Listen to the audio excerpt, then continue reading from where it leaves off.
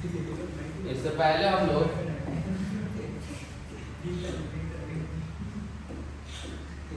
इससे पहले क्या पढ़ रहे थे लोग, बर्थ कंट्रोल मेथड पढ़ रहे थे, ठीक है, कि कितना बर्थ कंट्रोल मेथड है। तो बर्थ कंट्रोल मेथड में कुछ बर्थ कंट्रोल मेथड टेम्पोररी थे, कुछ क्या थे, परमानेंट थे।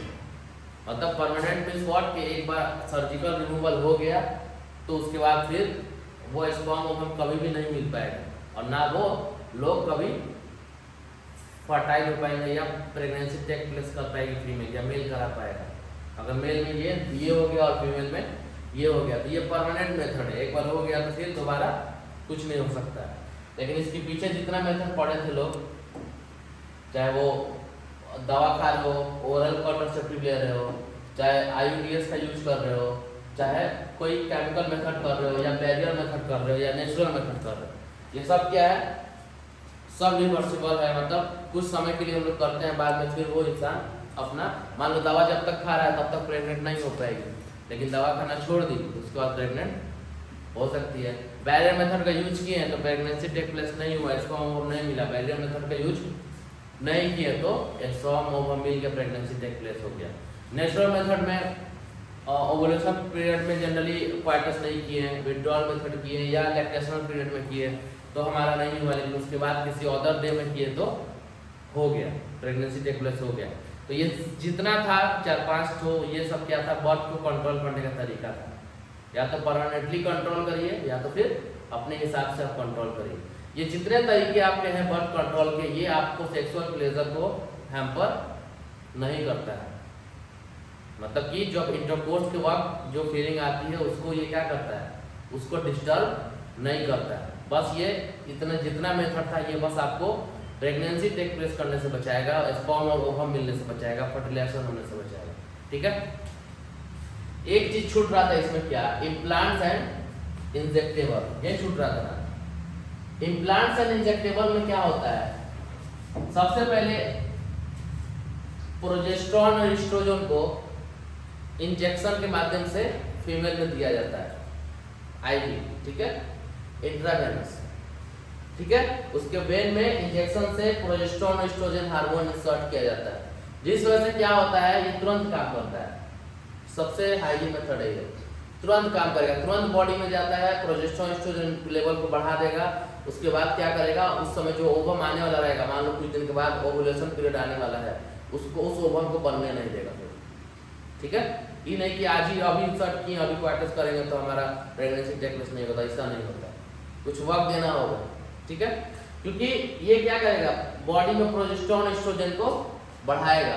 जब बॉडी में प्रोजेस्टेरोन एस्ट्रोजन ज्यादा बढ़ेगा तो जो हाइपोथैलेमस वर्क करता है, LH और FSH जो वर्क करता है उसको ये बंद कर देगा, और जब बंद कर देगा तो ओवम बनना ही बंद होगा, और जब ओवम नहीं बनेगा तो हमारा बेबी भी नहीं होगा, इन द सेंस फर्टिलाइजेशन नहीं होगा। तो इंजेक्शनल है। अब इम्प्लांट क्या होता है कि plate subdermally in a form fan shape manner. Norplant एक आता है 6 सिलिकॉन कैप्सूल का जो कि 5 साल तक काम करता है। ये क्या है, इम्प्लांट में क्या होता है, सबडर्मली, ठीक, इस बॉडी के इसके स्किन के जस्ट नीचे सबडर्मल बोला जाता है, ठीक है, स्किन के जस्ट, इस स्किन के जस्ट नीचे सबडर्मल फैन शेप में सिलिकॉन का बना हुआ कैप्सूल होता है, लंबा लंबा, ठीक है। इसको फैन शेप में एक एक कैप्सूल ऐसे फैन की तरह लगाया जाता है बॉडी में, सिलिकॉन का बना रहता है। तो बॉडी में सिलिकॉन, जब बॉडी में सिलिकॉन जाता है तो क्या होता है, बॉडी को नुकसान नहीं पहुंचाता है, वो डिजोल्व हो जाता है। टाका जब मराता है बॉडी के अंदर तो सिलिकॉन से भी बहुत सारी चीज़ें लगाई जाती है, तो क्या होता है, वो बॉडी में ही वो खत्म हो जाता है, बॉडी को नुकसान नहीं पहुंचाता है। तो सिलिकॉन का बना हुआ कैप्सूल, उसके अंदर भरा रहता है यही प्रोजेस्टेरोन और एस्ट्रोजन ही भरा रहता है। इसको बॉडी के अंदर सबडर्मली क्या करता है, लगा दिया जाता है बॉडी के अंदर, इस वाले एरिया में, ठीक। सबडर्मली इसको कहाँ, किसके अंदर लगेगा, फीमेल के अंदर लगेगा। इम्प्लांट किसके अंदर होगा, फीमेल के अंदर होगा।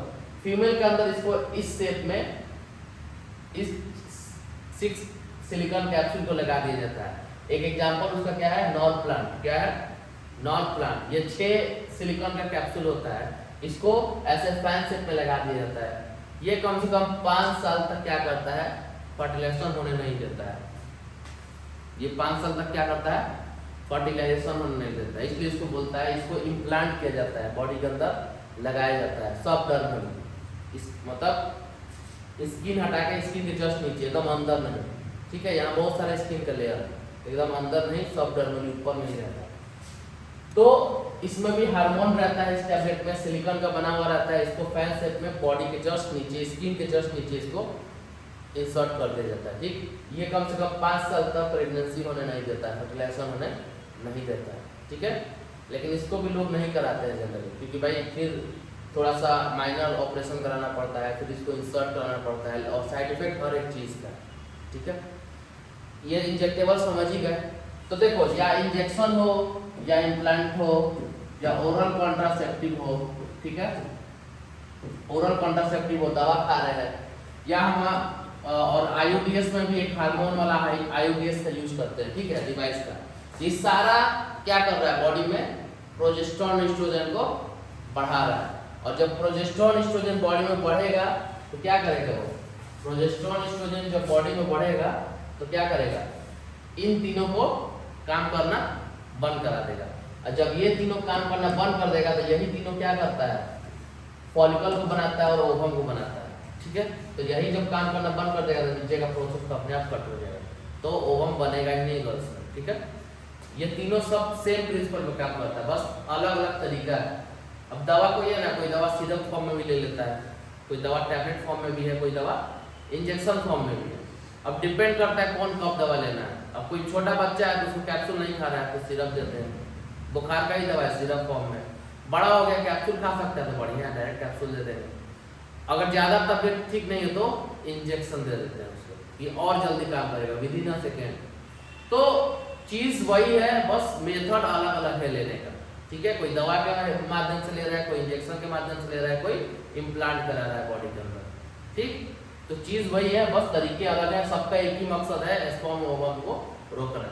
और स्पर्म ओवम इस सेंस से कैसे रुकेगा, तो भाई इन तीनों का काम बंद करेगा और ये काम नहीं करवाएगा तो ओवम नहीं बनेगा और लाख स्पर्म अंदर जाए, फिर कुछ नहीं होगा। सारे डॉस में होता है, ठीक। मेल के हाथ में सिर्फ बैरियर मेथड है और नेचुरल मेथड है और एक सर्जिकल मेथड है, दैट्स इट। मेल में आईयूडीएस ये सब कुछ नहीं होता, ठीक है ना, ओरल कॉन्ट्रासेप्टिव में होता है, ठीक। ये सब फीमेल की चीज़ है, ठीक। ये सब तो समझ में आ गया था। अब हम लोग को पढ़ना है, इतना सारा हो गया, ठीक। बर्थ कंट्रोल कैसे करेंगे समझ में आ गया। अब हम लोग को पढ़ना है क्या, एमटीपी। अब क्या पढ़ना है, MTP, medical termination of pregnancy. जो भी प्रेग्नेंट लेडी है उसका एबॉर्शन कराने के प्रोसेस को क्या बोलता है, एमटीपी। तो एमटीपी जो है वो क्या है, इंटेंशनल और voluntary termination of pregnancy before full term. मतलब बच्चा अभी फुल टर्म में भी नहीं हुआ है, जेस्टेशन पीरियड अभी चल ही रहा है, 1 महीना हुआ है, 2 महीना हुआ है, 1 वीक हुआ है, 2 वीक हुआ है, 4 वीक हुआ है, तभी बच्चे को क्या करें, मार दे या एबॉर्ट करके खत्म कर दे, उसको बोलता है क्या, एमटीपी, ठीक है, मेडिकल टर्मिनेशन ऑफ प्रेगनेंसी, ठीक। कम से कम पूरे वर्ल्ड में एक साल में 45 से 50 मिलियन एमटीपी कराया जाता है। कितना, 45 से 50 मिलियन एमटीपी कराया जाता है। अगर आंकड़ा देखें तो हर 5 बच्चा पे एक बच्चा को मार दिया जाता है, ठीक है, हर एक 5 बच्चा पे एक बच्चे को मार दिया जाता है। तो इससे वर्ल्ड का पॉपुलेशन कंट्रोल तो हो रहा है, लेकिन एमटीपी का ये एम नहीं है कि बच्चों को मार के वर्ल्ड का पॉपुलेशन कम करना है। एमटीपी का एम ये नहीं है, ठीक। एम ये है कि भाई बर्थ कंट्रोल करिए, आप लोग बहुत सारा मेथड है बर्थ कंट्रोल करने का, जो अभी पढ़े लोग वो सब करिए, उससे बर्थ कंट्रोल करिए, ये करिएगा तो कराएंगे। लेकिन इन 1971 में 1971 में इंडिया ने एमटीपी को क्या किया, लीगलाइज कर दिया। क्या किया, लीगल कर दिया। 1971 में एमटीपी को लीगल किया, लेकिन कुछ क्राइटेरिया रखकर, ये क्राइटेरिया रहेगा तो आप एमटीपी करा सकते हो। मतलब कि बच्चा भी पैदा नहीं हुआ उससे पहले उसको खत्म करवा सकते हो, लेकिन कुछ उसके पीछे कुछ रीजन दे दिया, ठीक। अब यहाँ क्या है, कब एमटीपी कराना चाहिए तो सेफ रहेगा गर्ल्स के लिए। तो जनरली जब 12 वीक होता है मतलब फर्स्ट ट्राइमेस्टर 3 मंथ को बोलता है ना, एक मंथ में 4 वीक, तो 12 वीक मतलब फर्स्ट ट्राइमेस्टर में जो एमटीपी होता है वो सेफ होता है। मतलब 3 महीना तक एबॉर्शन कराना बहुत सेफ होता है गर्ल्स के लिए, क्योंकि उतने ऑर्गन्स नहीं बने रहते हैं, उतना डेवलपमेंट नहीं हुआ रहता है 3 मंथ तक। तो पहले महीने में, दूसरे महीने में या तीसरे महीने तक में अगर एबॉर्शन कराया जा रहा है तो उतना नुकसान नहीं करेगा जितना इसके बाद कराया जाएगा तब नुकसान करेगा। ठीक है, अगर 12 वीक तक में प्रेगनेंसी टेक प्लेस हो गया है, मान लो 4 हफ्ता या 8 हफ्ता या 12 हफ्ता हो गया है, इस कंडीशन में अगर एबॉर्शन करा रहे हैं तो एक डॉक्टर की जरूरत है, आराम से हो जाएगा। ठीक है, मतलब नर्स तो रहेगी लेकिन एक डॉक्टर के हेल्प से हो जाएगा। लेकिन अगर 12 से ज्यादा वीक हो गया है, 24 वीक तक, ठीक, अगर प्रेगनेंसी टेक प्लेस हो गया तब करा रहे हैं, 12 वीक से ज्यादा हो गया तब करा रहे हैं, और 24 वीक से कम है तब करा रहे हैं, तो कम से कम 2 स्पेशलिस्ट डॉक्टर रहना चाहिए, क्योंकि कॉम्प्लिकेशंस बढ़ जाता है, क्योंकि बच्चा पूरा बड़ा भी हो जाता है और बॉडी से अच्छे से इम्प्लांट भी हो जाता है।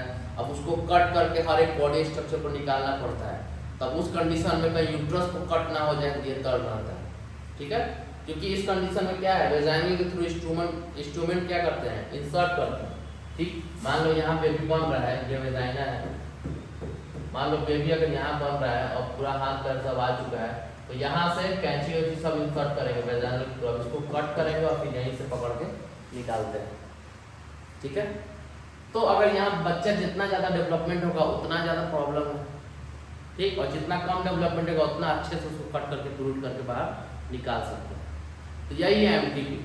अब एमटीपी जो है वो करते क्यों है भाई, इसकी जरूरत क्यों पड़ी इतना, क्योंकि ये फीमेल को या तो परमानेंटली बच्चा पैदा करने लायक नहीं रहेगी, या बहुत सारे कॉम्प्लिकेशन बॉडी में आ जाते हैं, एबॉर्शन होगा जनरली। तो क्यों इसको कराया जाता है, गवर्नमेंट ने क्यों इसको लीगल किया, कुछ कंडीशन। पहला कि अगर मदर को या चाइल्ड को रिस्क है, ठीक, या डॉक्टर बोला कि माँ के जान में खतरा है अगर बच्चा और आगे जाएगा तो उस कंडीशन में एबॉर्शन हो जाएगा। अगर बात हुआ कि जो बच्चा बन रहा है वही कमजोर है, हो सकता है पैदा हो तो मर सकता है, तो उस कंडीशन में भी एबॉर्शन हो जाता है या एमटीपी कराया जाता है, लीगल है। दूसरा, हम लोग एमनियोसेंटेसिस से या अल्ट्रासाउंड से पता करते हैं कि जो बच्चा हो रहा है वो एबनॉर्मल हो सकता है, हैंडीकैप हो सकता है।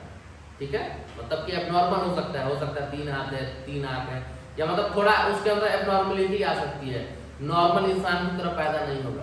तो उस कंडीशन में भी जांच कराया जाता है, अगर जांच में ऐसा निकल गया तो भी मेडिकल टर्म ये एमटीपी करा सकते हैं।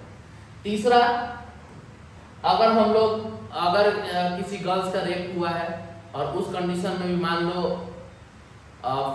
उसके अंदर बेबी बन रहा है, फर्टिलाइज हो गया है, तो उस कंडीशन में भी क्या है, एमटीपी लीगलाइज है। इसके अलावा और दूसरा कोई कंडीशन में एमटीपी लीगलाइज नहीं है, कि हम प्रेग्नेंट, हम क्वाइटस कर रहे थे लेकिन हम चाहते नहीं थे बच्चा हो जाए, हम बेरियर मेथड भी यूज किए थे लेकिन फिर भी बच्चा हो गया, उस कंडीशन में भी नहीं है कि हाँ आप जाके एबॉर्शन करा लीजिए, वो भी लीगल नहीं है, क्योंकि ये आपके गलती से हुआ है। ठीक, ऐसा बहुत केस आएगा तो उस कंडीशन में लीगल नहीं है। या कितना लोग पहले क्या होता था, फीमेल फर्टिसाइड होता था, बहुत हुआ है पहले, लोग पता कर लेता था कि अंदर लड़की हो रही है, अंदर गर्ल्स चाइल्ड है, तो खत्म करवा देता था, चलो जाके आम भाषा में बच्चा गिरवा देना या एबॉर्शन करवाना, क्योंकि अंदर फीमेल चाइल्ड है। तो इसलिए वो सब जितना है पहले, क्योंकि इसलिए गवर्नमेंट ने ये रूल ही बना दिया, पहले रूल नहीं था, 1971 से पहले रूल नहीं था, लोग धड़ल्ले से करवाता था ये। ठीक, तो इसलिए ये रूल बना दिया गया कि भाई अब ये कंडीशन होगा तो ही डॉक्टर करे, इसके अलावा दूसरा कंडीशन हो तो डॉक्टर नहीं करे, और अगर करेगा तो क्राइम होगा, वो डॉक्टर के ऊपर भी कार्रवाई होगा, उससे लाइसेंस छीन लिया जाएगा, जेल में चला जाएगा, और जो करवाएगा उसके ऊपर भी कार्रवाई होगा। ठीक है, तो एमटीपी समझ में आ गया। ठीक, कब कराया जाता है, कब सेफ होता है, किस कंडीशन में इसको नहीं कराया जाता है, सब समझ में आ गया। ठीक, उसके बाद क्या है, और इस सब में लॉस किसका है सबसे ज्यादा, फीमेल का लॉस है। ये जितना रिप्रोडक्टिव हेल्थ से रिलेटेड जितना इशू है सबसे ज्यादा फीमेल का लॉस होता है, ठीक है। नेक्स्ट क्या है हमारा, सेक्सुअली ट्रांसमिटेड डिजीज। क्या है, सेक्सुअली ट्रांसमिटेड डिजीज। इसमें क्या है कि ट्रांसफर थ्रू सेक्सुअल इंटरकोर्स, ठीक, इसको वेंडर डिजीज भी कहते हैं, रिप्रोडक्टिव ट्रैक्ट डिजीज भी कहते हैं, ठीक है। सेक्सुअली ट्रांसमिटेड डिजीज को वेंडर डिजीज कहते हैं और रिप्रोडक्टिव ट्रैक्ट डिजीज भी कहते हैं। ये कैसे होता है, ट्रांसफर थ्रू सेक्सुअल इंटरकोर्स या सेक्सुअल कांटेक्ट या कोई चीज का शेयरिंग हो रहा है एक पर्सन से दूसरे पर्सन के बीच में। क्या चीज का शेयरिंग हो रहा है नीचे जान रहे हैं। तो इन सब कंडीशन से जनरली क्या होता है, सेक्सुअली ट्रांसमिटेड डिजीज होता है, ठीक है, which is most common in our society, ठीक। अर्ली सिम्टम्स क्या है इसके, सेक्सुअली ट्रांसमिटेड डिजीज अगर किसी को हुआ है तो इचिंग होगा, या इचिंग सबसे ज्यादा सेक्सुअली ट्रांसमिटेड डिजीज कहाँ से स्टार्ट होगा, उसके जेनिटल एरिया से, जहाँ से यूरिन पास आउट होता है, जेनिटल एरिया जो भी है, गर्ल्स का हो बॉयज का हो, वहाँ से स्टार्ट होता है, ये पूरे बॉडी तक पहुँचता है, ठीक। और बॉडी में भी कहीं भी हो सकता है। सबसे पहले जहाँ भी होगा वहाँ इचिंग होगा, ठीक है, क्योंकि खुजलाहट होगा, इचिंग होगा, फ्लूइड डिस्चार्ज होगा, ठीक है, पेनिस से भी और वेजाइनल के थ्रू भी फ्लूइड डिस्चार्ज होगा, ठीक है। और क्या होगा, पेन भी करेगा हल्का हल्का उस एरिया में, स्वेलिंग हो जाएगा उस एरिया में, जेनिटल एरिया में, पेनिस वाले एरिया में, वेजाइनल एरिया में क्या होगा, स्वेलिंग हो जाएगा। ये सब उसके अर्ली सिम्टम्स हैं। क्या है, अर्ली सिम्टम्स है, मतलब शुरुआत में ये सब सिम्टम्स दिखेगा, ठीक। बाद में ज्यादा सिम्टम्स में क्या करेगा, ये आगे चल के क्या करेगा, पेल्विक इन्फर्टिलिटी डिजीज कर देगा, जो पेल्विक है वो फूलने लगेगा पूरा, ठीक है। जो बच्चा फीमेल को हो गया एसटीडीएस, तो बच्चा जो बन रहा है वो उसको एबॉर्शन हो जाएगा उसका, मतलब वो बच्चा खत्म हो जाएगा अंदर ही, इसको अबॉर्ट करके निकालना पड़ेगा। एक्टोपिक प्रेगनेंसी हो जाएगा, लगना चाहिए बच्चा इम्प्लांट कहाँ होना चाहिए नेचुरल फॉर्म में, एंडोमेट्रियम के वॉल से, लेकिन कहाँ इम्प्लांट हो जाएगा, कहीं और हो जाएगा, फिलिपिन ट्यूब में इम्प्लांट हो जाएगा, एक्टोपिक प्रेगनेंसी हो जाएगा। इनफर्टिलिटी हो जाएगा, मेल हो फीमेल हो दोनों में, मेल का अंदर स्पर्म नहीं बनेगा सही से, फीमेल के अंदर ओवम नहीं बनेगा सही से, और कैंसर भी हो जाएगा रिप्रोडक्टिव ट्रैक्ट में, मेल हो चाहे फीमेल हो, जो भी उसका रिप्रोडक्टिव सिस्टम है उसमें कैंसर भी हो जाएगा। तो पहले अर्ली सिम्टम ये है, इसको सही से ट्रीट नहीं किए तो यहाँ तक पहुँच सकता है, हाल यहाँ से यहाँ तक पहुँच सकता है। ट्रांसमिशन कैसे होता है ये, ठीक, कैसे ये फैलता है सेक्सुअली ट्रांसमिटेड डिजीज। पहला क्या है, शेयरिंग ऑफ इंजेक्शन, ठीक। मान लो हॉस्पिटल हम लोग कहीं गए हैं, तो जो हॉस्पिटल में काम कर रहा है वो या आप लोग गए हो, गलती से किसी का सिरिंज किसी को दिए हैं, गलती से उसको फेंकना है तो कहाँ फेंकना है, डस्टबिन में फेंकना है, ठीक है। तो मान लो कोई इन्फेक्टेड पर्सन है, क्योंकि हॉस्पिटल में इन्फेक्टेड पर्सन बहुत सारे आते हैं, उनको सेक्सुअली ट्रांसमिटेड डिजीज भी होता है, हेपेटाइटिस, एड्स, ये सब इसके अंदर आता है। तो मान लो कोई हेपेटाइटिस का पेशेंट है, एड्स का पेशेंट है, कोई सेक्सुअली ट्रांसमिटेड डिजीज का पेशेंट है, उसको इंजेक्शन कोई लगा के मान लो गलती से कहीं फेंक दिया, या डस्टबिन में ही फेंक दिया, गलती से डस्टबिन गिर गया, वहां से वो बाहर आ गया। अब गलती से अगर आप चल रहे हैं, नीचे देख के नहीं चले, वो इंजेक्शन आपको चुभ गया, होता है ना, चलते चलते कोई चीज चुभ जाता है, तो मान लो चुभ गया और आप कुछ नहीं किए उस एरिया को, सिंपली चल गया और पोंछ के निकल गया, ऐसे ऊपर से धो दिए बस, तो क्या हुआ, वो ठीक हो गया। अब वो जो इन्फेक्टेड पर्सन के अंदर वो सिरिंज का यूज हुआ था, उसको जो बीमारी था वो वायरस, वो बैक्टीरिया अब आपके अंदर चला है, अब आपको वो बीमारी हो जाएगा। आप कुछ नहीं किए, बस ये चीज कर दिया, आपको बीमारी हो गया। तो कहीं भी जाइए, किसी हॉस्पिटल में खास करके जाइए तो कोशिश करिए, अगर कहीं बैठ रहे हो हॉस्पिटल में तो एक जगह बैठो ही ना कि कूद के हई बेड पे बैठ रहे हो, बेड पे बैठ रहे, किसी को देखने गए हैं तो, या किसी को गए देखने से एकदम उसके बेड पे चढ़ के बैठ गए, हाँ क्या हाल चाल है, एकदम बढ़िया से। तो भाई ये सब ऐसे डिजीज है ना जो कोई बताता नहीं है किसी को। कोई बताएगा क्या कि हमको एड्स हुआ है, हमको हेपेटाइटिस हुआ है, हमको सेक्सुअली ट्रांसमिटेड डिजीज हुआ है? कोई बताएगा? कोई नहीं बताता है। तो इससे अब यहाँ ध्यान दो, तो इससे क्या है कि कोई भी बीमार इंसान है या कोई भी इंसान है जिसको आप लोग उतना नहीं जानते हो, उससे क्या करना है, जितना हाइजीन मेंटेन कर सको वो उसके रुमाल को यूज मत करो, ठीक, उसके चीजों को यूज मत करो जनरली, या मतलब, और अगर हॉस्पिटल में जा रहे हो तो किसी एक जगह बैठो, पेशेंट से दूरी बनाए रखो, सामने से हालचाल ले लो, पेशेंट से दूरी बनाए रखो। हाँ, घर पे जाते के साथ ड्रेस चेंज कर लो, जो ड्रेस पहन के गए हॉस्पिटल वो चेंज करके धुल डाल के रख दो उसको, ठीक है ना।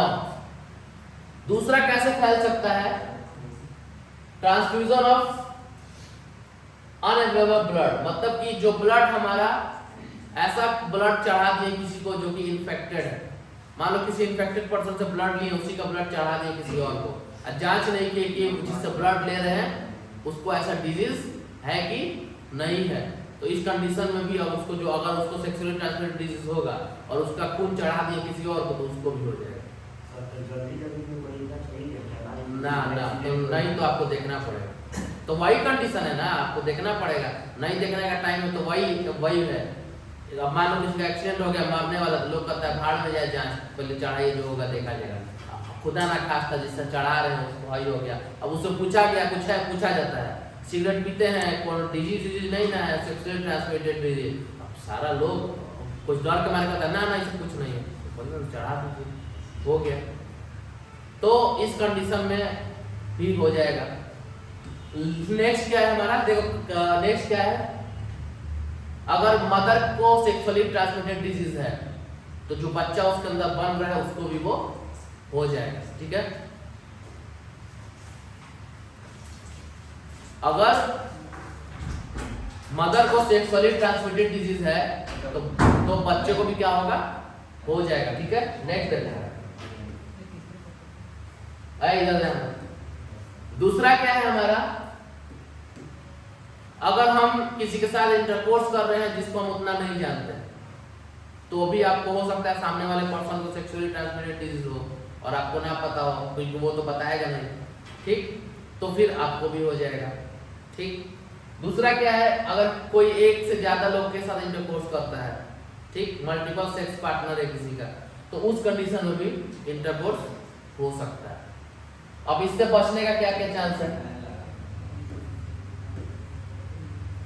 इससे बचने का चांस क्या है, तो समझो जो सेक्सुअली ट्रांसमिटेड डिजीज होता है ये शुरुआत में इसका सिम्टम्स नहीं जाना जाता है, ठीक है, यहां ध्यान दीजिए। जो सेक्सुअली ट्रांसमिटेड डिजीज होगा शुरुआत में इसका सिम्टम ये नहीं पकड़ पाता है इंसान इसको, ठीक है, कि भाई इसको सेक्सुअली ट्रांसमिटेड डिजीज है, या खुद इंसान नहीं, थोड़ा बहुत कुछ होता है लोग दवा खा के ठीक कर लेता है, लेकिन ये अंदर ही अंदर बनते रहता है। और ये कब दिखाता है पूरा, जब पूरा क्रोनिक हो जाएगा तब जाके बाहर निकलेगा पूरा धरल ले। लेकिन होता पहले से, किसी को एड्स है देख के नहीं पता कि उसको एड्स है, पतला दुबला लगेगा तो हो सकता है लगे, लेकिन कोई हेल्दी इंसान को भी हम लोग देखे हैं एड्स उसको भी है। हेपेटाइटिस है, दिखने में एकदम मस्त चंगा है लेकिन उसको हेपेटाइटिस है, तो देखने से नहीं पता चलेगा, लेकिन धीरे धीरे ये डिफॉर्मिटी करता है। तो सेक्सुअली ट्रांसमिटेड डिजीज का सबसे मेन कारण यही है ना कि सिम्टम इसका नहीं समझ में आता है, इसलिए तुरंत इसको नहीं पकड़ पाते हैं। अब तुरंत नहीं पकड़ पाएंगे तो बाद में पकड़ेंगे तो थोड़ा इसका बीमारी को ठीक करने में बहुत टाइम लगता है, ठीक है। नेक्स्ट क्या है, इससे बचने के लिए क्या करना चाहिए, तो अभी जितना हम बताएं हॉस्पिटल वाला वो काम तो करना ही चाहिए। नेक्स्ट क्या है कि अवॉइड सेक्स विद, जिसको हम लोग नहीं जानते हैं, ठीक, जिसको हम लोग नहीं जानते हैं उसके साथ इंटरकोर्स नहीं करना चाहिए, पता नहीं उसको है कि नहीं है, किसको पता, ठीक।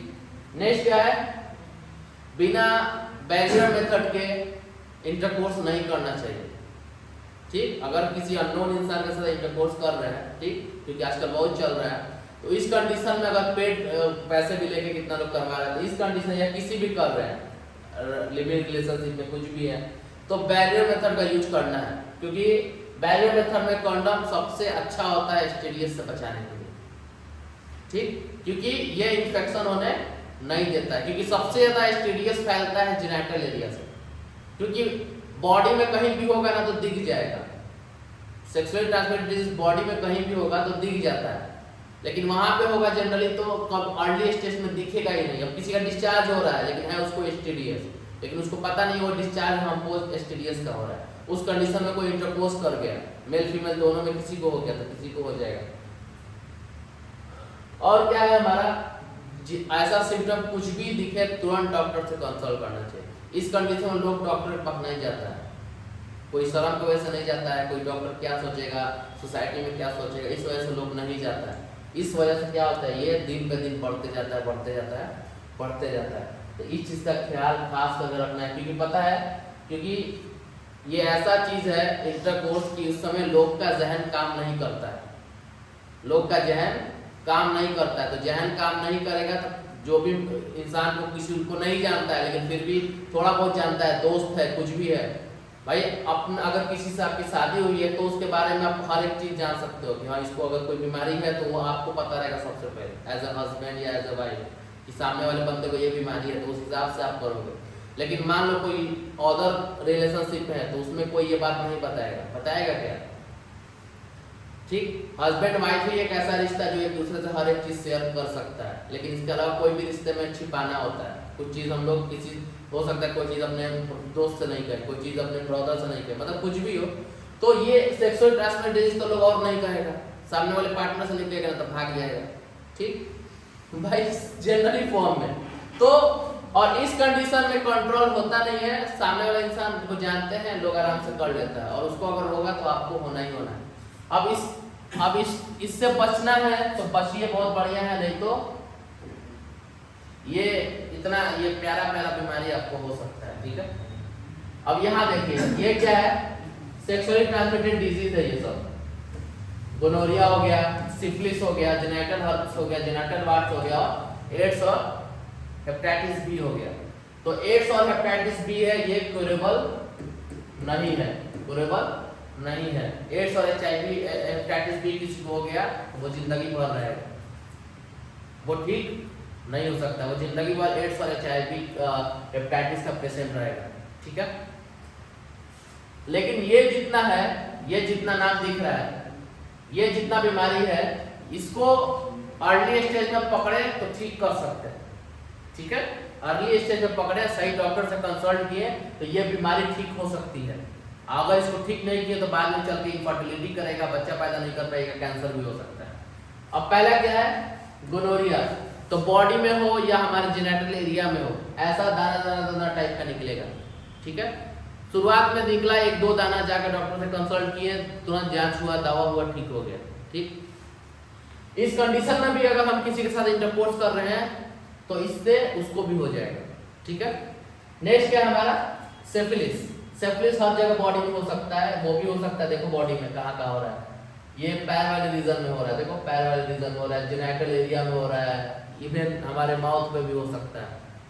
ठीक, बॉडी में हर एक जगह हो सकता है। कहीं से भी टचिंग हुआ किसी सामने वाले पार्टनर का, आपका किस करते वक्त भी क्यों ना हो, या हक करते वक्त भी अगर टचिंग क्यों ना हो, और सही से आप अपना हाइजीन का मेंटेन नहीं किए तो क्या होगा, आपको भी हो जाएगा। जनरली होता है किससे और इंटरकोर्स से, क्योंकि बॉडी के अंदर जाता है ये वायरस बैक्टीरिया, उसी कारण से। बाकी बाहर से हो रहा है, बाहर से कोई टच लग गया है तो अगर नहा धो लिया अच्छे से तो साफ सुथरा हो गया, उतना नहीं करेगा, लेकिन उस वजह से हो गया तो ये देखो ये सिफिलिस है। ऐसे भी कंडीशन में ये एक बार में ऐसा नहीं हुआ है, ये एक बार में ऐसा नहीं हुआ है, धीरे धीरे बॉडी में बढ़ा है, इसको ठीक नहीं कराया गया टाइम रहते हुए। नेक्स्ट क्या है हमारा, जेनिटल हर्प्स। तो जेनिटल हर्प्स क्या है, गुच्छे में ऐसे निकलता है, छोटा छोटा दाने की तरफ, जैसे लगेगा लिक्विड भरा हुआ है अंदर। ठीक, ये भी जेनिटल एरिया में सेम ऐसे ही ये भी हो सकता है जेनिटल एरिया में, जितने पेनिस वाले एरिया पे भी हो सकता है, वेजाइनल एरिया पे भी हो सकता है, ऐसे दाना छोटा छोटा निकला रहेगा। ठीक, नेक्स्ट क्या है, जेनिटल वार्ड्स। हर्ब्स का ये जेनिटल हर्ब्स है और ये जेनिटल वार्ड्स है, ये इससे थोड़ा सा अलग अलग रहेगा। ये देखो ये जेनिटल एरिया में ऐसे फैला रहता है। ठीक, अब इतना ऐसे फैला रहेगा ना, कोई इसका कैजुअल ध्यान नहीं देता है, चलो हाँ इतना हो गया, दवा खा रहे ठीक हो जाएगा। इस कंडीशन में भी अगर कोई मान लो सेक्सुअल इंटरकोर्स कर दिया तो सामने वाले पार्टनर को होना पक्का है, अगर सही से हाइजीन मेंटेन नहीं हुआ, क्योंकि ये छोटा छोटा दाना है, लोग उतना ध्यान नहीं देता है। छोटा सा दाना है ना, दवा लगा लिए ठीक है, अब सेक्सुअल इंटरकोर्स के वक्त दिमाग काम नहीं किया, इंटरकोर्स हो गया, साथ में है इंटरकोर्स हो गया। यह है तो छोटा चीज, लेकिन सामने वाले पार्टनर को भी हो जाएगा। इससे क्या होगा, इससे सेक्सुअल लाइफ में तो इंटरफेयर पड़ेगा, प्लस खुद के लाइफ में इंटरफेयर करेगा, पूरे बॉडी में बढ़ते जाता है अगर सही से ट्रीटमेंट ना कराया जाए तो। ठीक, तो ये है सेक्सुअली ट्रांसमिटेड डिजीज, समझ में आ गया। ठीक, लास्ट में आपका एक ही टॉपिक बच गया है, वो है हमारा इन विट्रो या इन विवो फर्टिलाइजेशन। ठीक, इसको नेक्स्ट क्लास में जानेंगे, सबका